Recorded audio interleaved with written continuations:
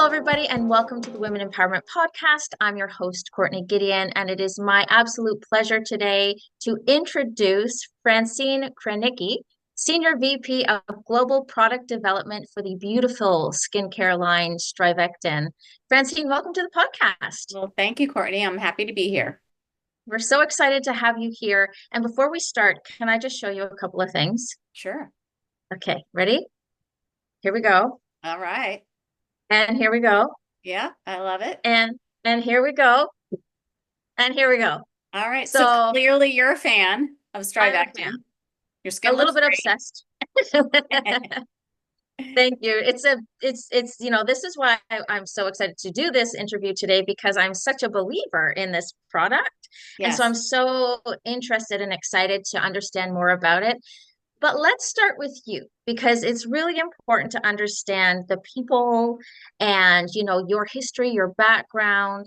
So Francine, can you tell me a little bit about yourself? Where did you grow up and maybe who were some influential people in your formative years? So I'm from a small town in New Jersey, right outside of New York City. And I guess you can say I'm a Jersey girl. A lot of people say, hey, do you bump into any of the New Jersey housewives? Yes, I do. I don't know them personally, but I see them out and about. I right now live a few miles from my childhood home. So it's a nice, quiet little suburb. I grew up on a dead end street. I grew up playing with all of the neighborhood kids back in the day when you could just go out and play all day and come home for dinner, the good old days. So I really gained a knack of adventure, having that independence. And it really was the foundation of my outlook on life, is just being out, exploring, learning about myself, being with other people, interacting, having fun.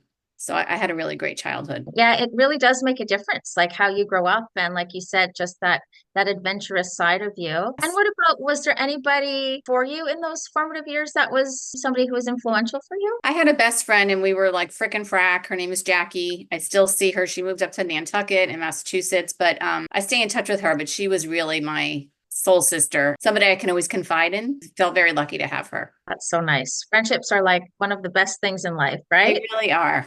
Okay, so let's just transition a little bit because so there's the young girl playing on the streets till the lights come on with your best friend to now the world of skincare. So help me understand that journey. How did you go from that into what you're doing today?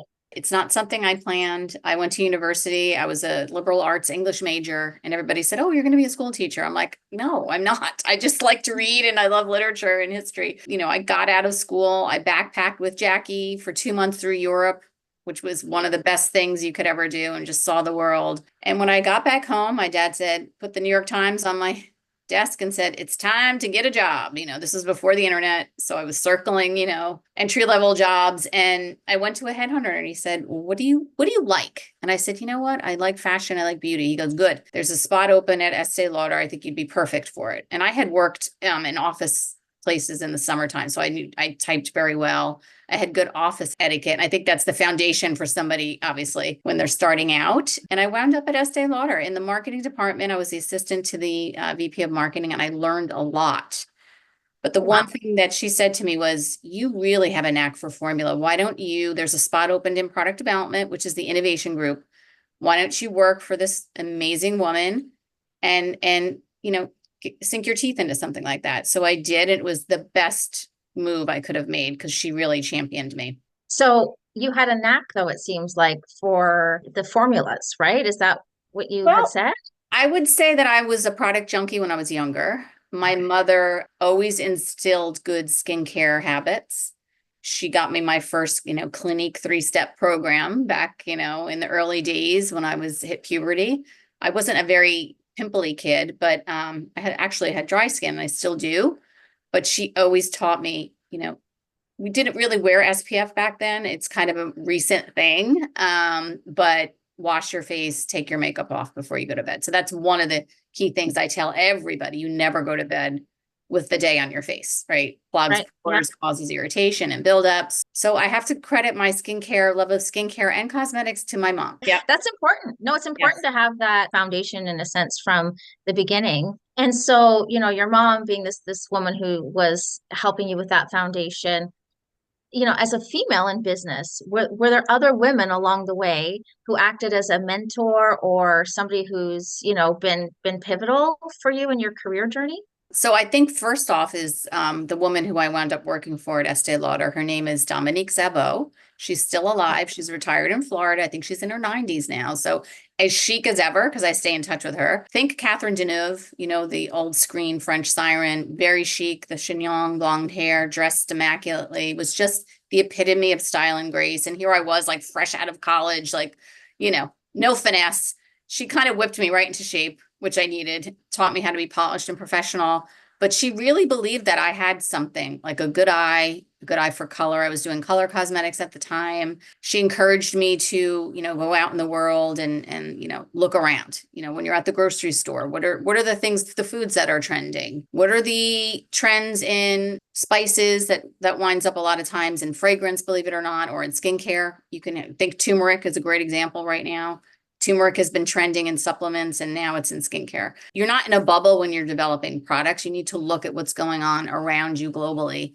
What are the habits that people have in other areas of their life? Because it really does trickle into the good products. It's so fascinating to me. It's like Yeah. go to the grocery store and see what is coming out, what people are leaning towards. That's so cool because I never had that perspective before, but it makes a lot of sense. So you mentioned your mom, and in a sense that she was the one who taught you about skincare in the beginning. Has your understanding for skincare evolved from, I mean, obviously it has because more of that but I'm interested to know how has it evolved for you over the years from when your mom was helping you with that, basic skincare to today. You know what? There's a quote I love to say, what looks good in your 50s is sunscreen in your 20s, right? I don't think that people realize good skincare habits really can affect your overall health, how you look and feel, your appearance, all of those things. And skincare really has come a long way from the early days where the ingredients now are, I like to call them biomimetic, where they kind of imitate natural ingredients and we're able to make them in laboratories and they can get very targeted at what they're correcting in skin. For example, there's peptides that can target collagen and elastin in skin, which are the main proteins in your skin that keep it plump and healthy.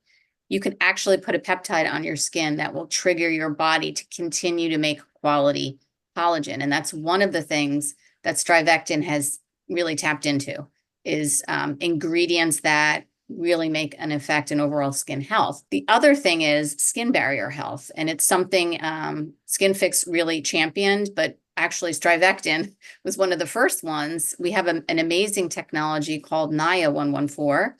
It's a oil-soluble version of niacinamide. So it actually works better than my niacinamide because it gets into the skin and it builds the skin barrier and it just helps your skin stay healthy and act younger. That's in all of our formulas. So today we're formulating with such efficacious yet non-irritating ingredients to really make effects on skin. And I think that's really the key for Strivectin is people use the formulas and they see that they really work. And it's a word of mouth brand. It's almost like someone's best kept secret. As you can see, as you are a testament to that. And I think it's the way we're formulating. We're putting in a lot of it. We're not just sprinkling things in. We're putting things in at efficacious, clinically tested levels. And it's really about the whole soup. It's not any one ingredient. It's how the formula is constructed. And I think we're masters at that at Strivectin. It feels good. Just because it's clinical doesn't mean it can't have a luxurious feel and smell pleasant and go in beautifully under makeup and that sort of thing. So we pay attention to those little details at the brand, and that's my job. I'm in the details of all of that about the formula. My team and I are the ones that instruct the chemist. You need to make the formula feel like this. We're going to put in this ingredient, this level of fragrance, and then they submit it to us and we try it and we say it's too greasy or it didn't absorb or lower the fragrance or, we're kind of directing the chefs in the kitchen, so to speak. That's really cool. And something that you said there, which was really neat, is that now you can really target specific things where before, when the science, I suppose, wasn't where it is now, it was maybe more of a blanket type approach. Right. Well, it was maybe even singular focused on one ingredient and there wasn't much else going on in the formula. Where now there's anti-inflammatories, there's antioxidants, there's skin brighteners, plus, things that target wrinkle formation, things that get deep in the skin to moisturize properly and hydrate. I saw that you had the hydration multiplier dual serum hyaluronic acid. That is a moisture magnet that holds water in the skin. So when you're chronically dry, your skin barrier is impaired and your moisture is escaping and irritants are getting in. So we're all about skin health via the skin barrier. And that's what really is the crux of Strivectin. And we just make you look amazing.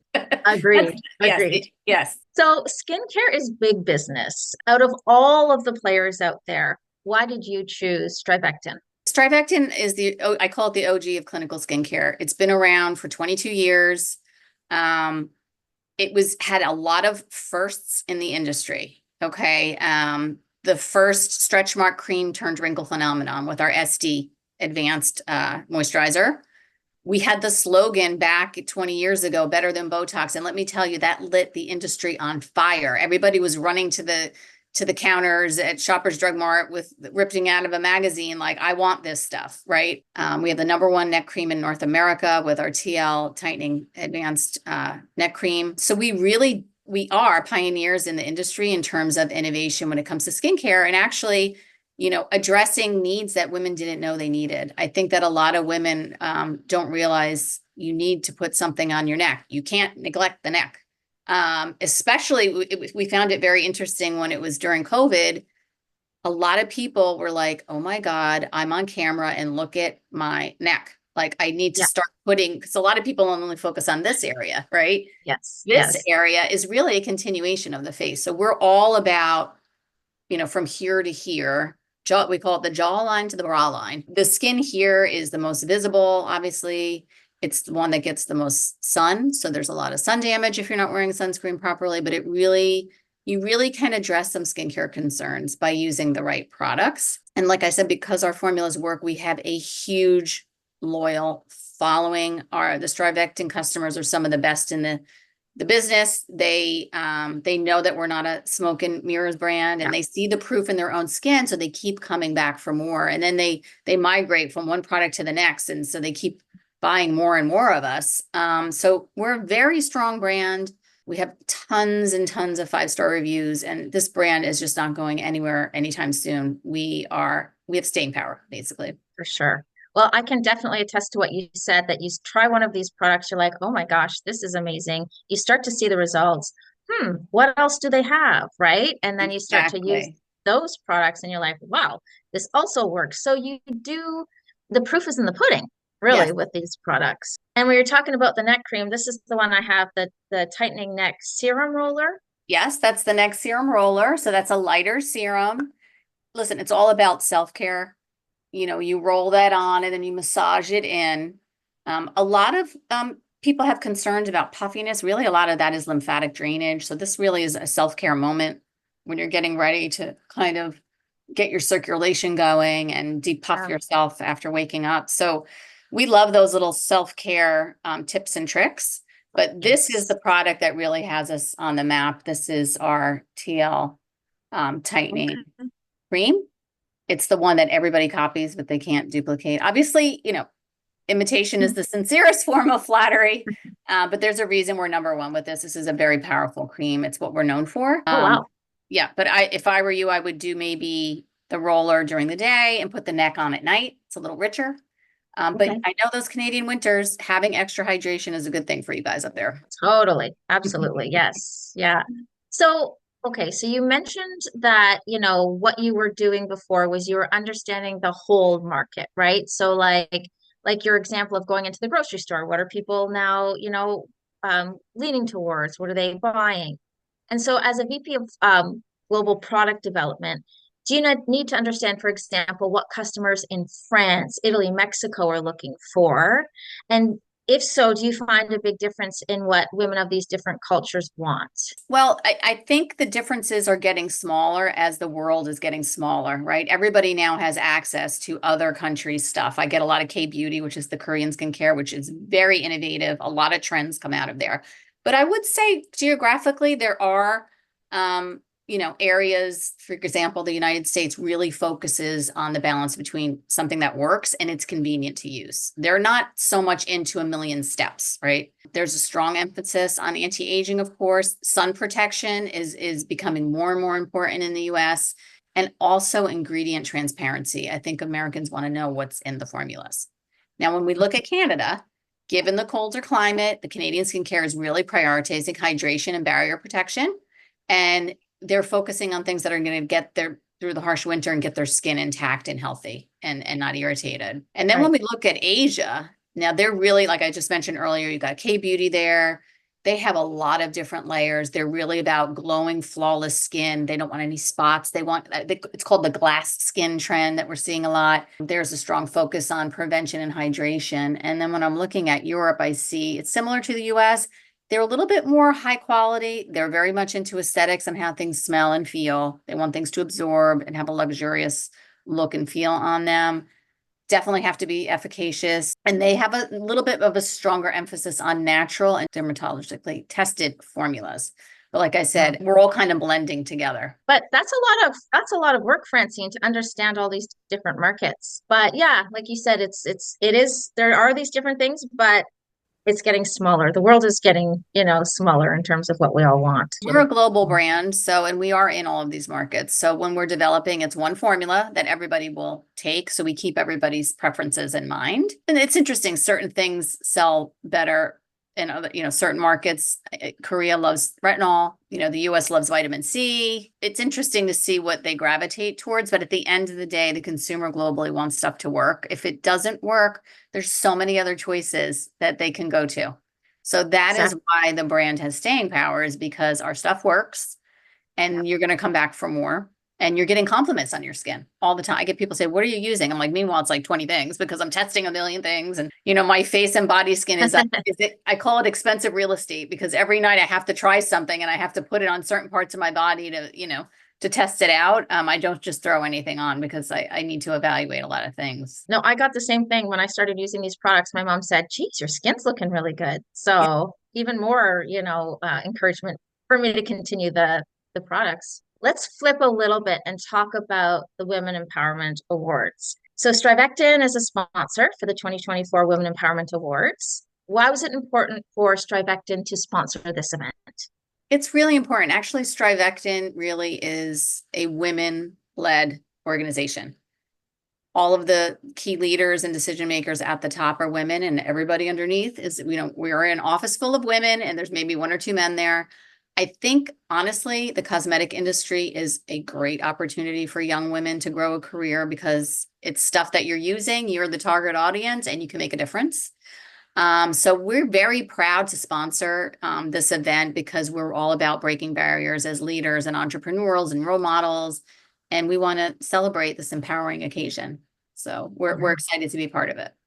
Wonderful. And you're going to be at the event yourself. I'm coming. I'm sitting at the Strivectin table. I'm very excited. I'm a little nervous about what I'm going to wear, because I don't know the weather and what, I'm going to have to start organizing that, but I'm really looking forward to it. I love events like this. It's great to network. It's a beautiful event, and you walk out of there feeling so empowered, right? As a woman, and you hear all of these amazing stories of what women are doing. It's one of those events where you kind of walk out a little bit different. So I'm excited for you to come. Yes. So talking about empowerment, what does empowerment mean to you? For me, it means I'm in the driver's seat of my life. It's the ability for me to make my own choices and manifest what I want and how I want my life to play out. I think everybody has that in them if they really focus on it, right?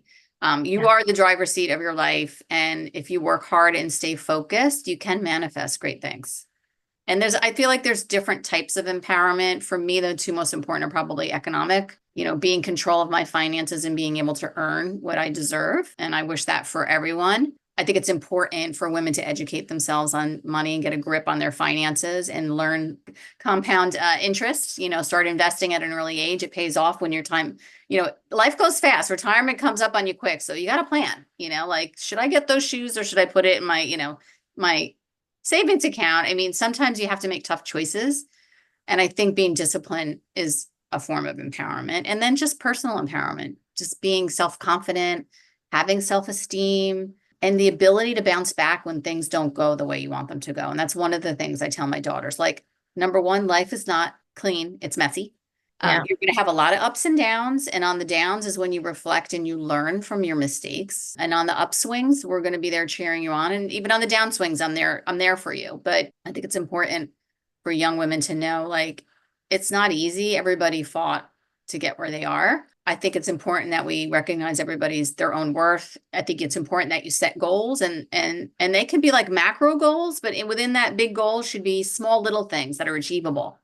Like I'm going to Yes. work out twice this week. And, you never want to set lofty goals because sometimes if you make them too unattainable, it becomes discouraging. So I always feel like, all right, today I'm not going to have chocolate or today I'm going to get my 8,000 steps in, so I try to have a goal each day so that at the end of the day, I'm like, I got everything done. And then I did that extra thing and I feel really good about it. So those are just things like I feel empowered like that. Yeah. And I love what you're saying and communicating to your girls as well, right? It's like the road ahead is not neat and paved and clean and all the time.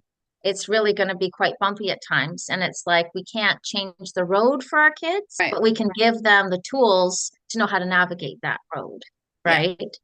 So I love that that's what, you're saying to your girls as Yeah. well. And mistakes are okay. You know what I mean?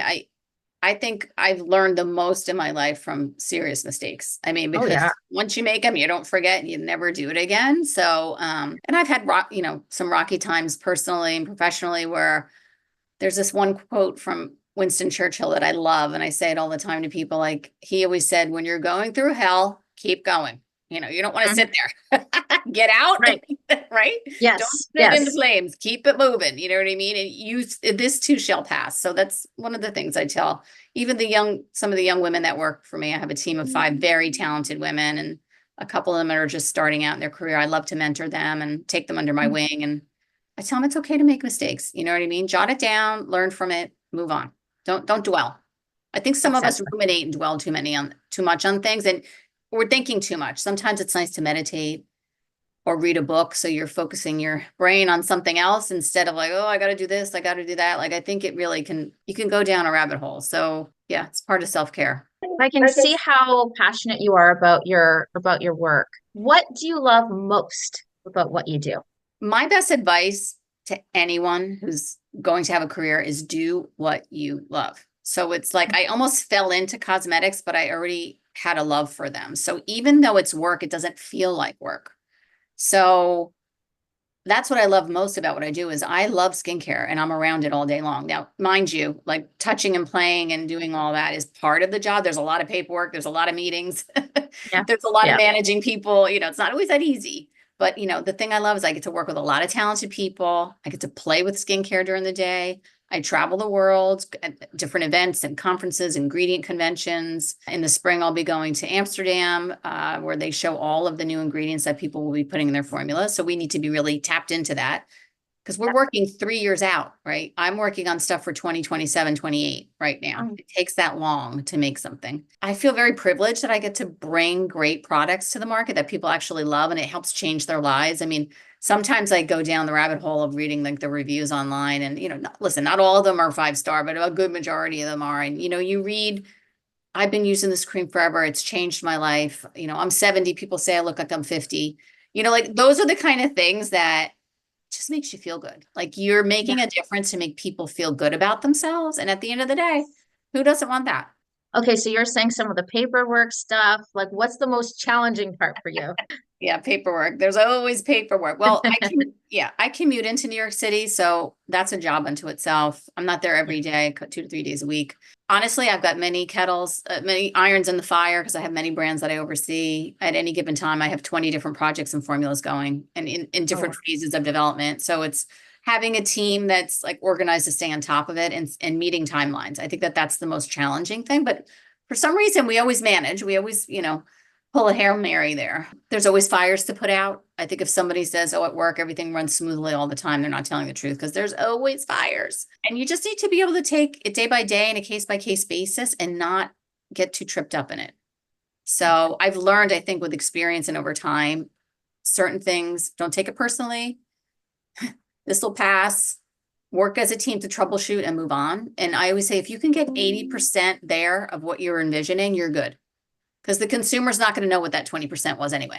You know what I mean? right. You may be so into the details that you're driving yourself crazy, but I say to my team, nobody's going to notice that this has this little, or we didn't put enough fragrance that could have went up a little higher. Like, I don't think the average person's going to notice. Overall, it's good. Let's run with it. And I think that's how we're able to stay on time, is knowing what matters and things that don't really matter is I think important.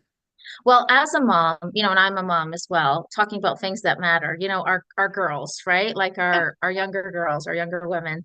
I have noticed in the past, what would I say? Maybe it's because my stepdaughter's now 15 and in that world of, skincare and stuff like that. But the marketing seems to be targeting younger women, like the demographics seem to be younger. I have a little bit of reservation about this, Francine, but I'd love to know your thoughts on skincare and products marketed to teens. Well, listen, I couldn't agree with you more. There was an alarming trend on TikTok most recently, probably about 6 months ago. It was 10-year-olds at Sephora trying on, retinoids and Oh, vitamin no. C and listen, the average skincare product that's in a store like that or in Shoppers or Sephora is not meant for 10-year-olds. 10-year-old skin does not, it's the most beautiful it ever is going to be. Exactly. It's smooth. They don't need that. So I do blame the parents for allowing the kids to do that. What I would do for my child is give them some money to get some lip gloss, make sure they're putting on sunscreen when they go outside. Give them a good general moisturizer. They don't need heavy hitting anti-aging ingredients at that age. It's just not necessary. And as they hit puberty, it's absolutely essential that they get into some kind of a gentle acne regimen, right? That to me makes sense. But I always say Strivectin is for adult use only. We will Yeah. not market to that. And I actually think there's some legislation being passed in the US or maybe in California that is saying you need to be 21 and older to buy retinoids, which actually I'm okay with that. I think it's really about education and parents guiding their kids. Everything shouldn't be about a TikTok trend. Oh, It's I know. yeah, it gets to be too much. I mean, overall health and beauty, it's not 100% on the outside, right? And so for you, balancing all of this sounds like many different, like you said, irons in the fire, whatnot. Other than using your Strivectin products, what do you do to promote your health and wellness and stay balanced in such a busy role? And I have been working for a long time. I've been a single mom for a long time. So I kind of raised my kids on my own and still grew my career. So really it's about juggling, but it starts to wear on you. So I really make self-care a priority in my non-working hours. So that means when I wake up, I do some stretching. I feel tight. I'm at a computer. You start to hunch over. Everybody's got the hump in the back and because we're looking at our phones and I'm really trying to Yeah. mitigate a lot of that. I'm sitting on a lot of Zoom calls like this, you know what I mean? But it's just part of doing business. So I try to counteract that. If I have time and I'm not in a meeting at lunch, I'll try to put in a couple thousand steps just to stretch my legs. Sunshine, I'm a big proponent of SPF, but I do feel it's important that we have a little sun hitting us because it helps with vitamin D production, regulate hormones, circadian rhythms. Like I don't think people should be living in caves. And I do think it's a part of why a lot of us are feeling unhealthy is we just need to get outside. Eating healthier, super important. I always was a pretty good eater. I do have a penchant for ice cream, so I'll admit, but it has calcium in there, calcium and good fats. So, and my most important thing I'm really focusing on is sleep. I feel like sometimes when I'm too stressed, I'm waking up at 3 o'clock in the morning.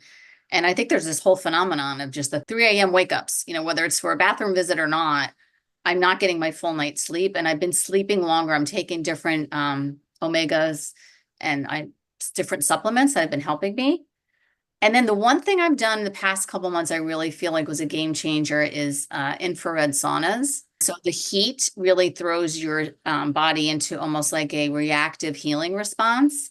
And then it's also a red light therapy, which is all about skin cell healing and regeneration. So I do that about 150 degrees for 30 minutes, once or twice a week. There's a Oh, sauna wow. studio that opened up near me and it's addictive. So I have a membership. I go in with my big water jug and I do my dry brushing and like I got a whole apparatus of stuff I go in there with. But like when I leave there, I feel good. And that night I'm sleeping great. And it gets rid of a lot of the toxins and heavy metals in your body. So I think doing things like that, cold plunging is another thing. I'd rather go hot than cold. Cold rollers on your face, maybe at night or when you wake up to depuff and get your skin cells waking up. So there's lots of little tips and tricks that you can do if you don't have access to that. You can put some, a bag of ice on your face or dip your face in a bowl of icy water to like wake yourself up and constrict your blood vessels and get rid of redness. So there's lots of little tips and tricks that you can do, but I think they start to add up and they just make me feel like I can continue on at this pace. Absolutely. Well, it sounds like you're hitting all of the different, areas to promote overall health and wellness between sleep, exercise, nutrition, all of that sort of stuff. And all of those things are so important to the whole, holistic, right? It's like a holistic type of viewpoint. So that's amazing. And Yeah. I'm also thinking to myself, how does she have time to do that? Like, how do you, but that's probably deliberate, carved in. I schedule that as well. My children are in college now, so I'm a little bit of an empty nester, so I have the time. But yeah, make time for yourself. My job keeps me quite busy, but spending a little time after hours on the weekend to focus on me it's important. I'm the only me I have, and I want to last for, a couple more decades, so you've got to put in the work. Absolutely. So, okay, your kids are now in college. You're at this point in your career. When you look back to when you first started, I'm sure there's been ups and downs. I'm sure there has been. What feelings come to mind when you think about the journey? When I think about it, the path to success is never linear.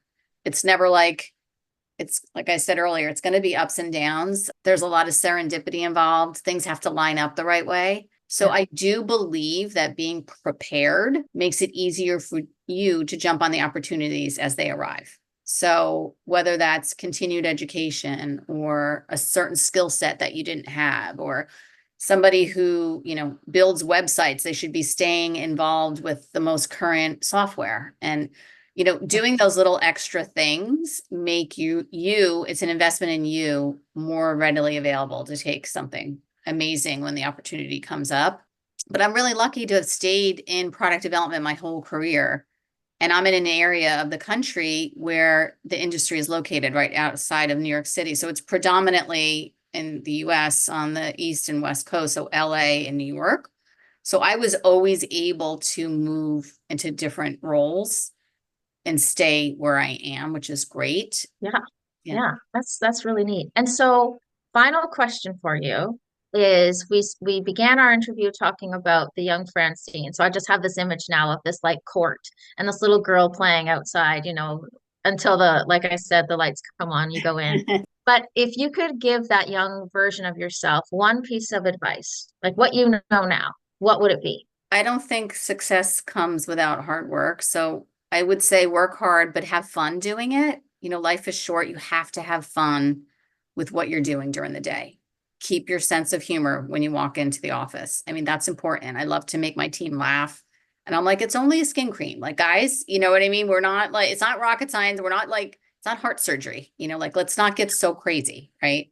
Also, you want to surround yourself personally and professionally with people that believe in you. If you have somebody that's doubting you or not pushing for you or criticizing you too much, or that's not the person you want to be around. So I think being a little intuitive with who you have in your inner circle, and your inner circle is your family and close friends. And then I think work people come in the next circle.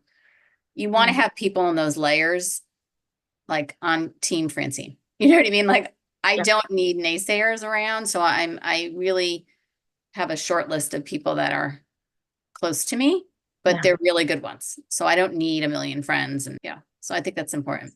Absolutely. Thank you so much. This was such an informative interview.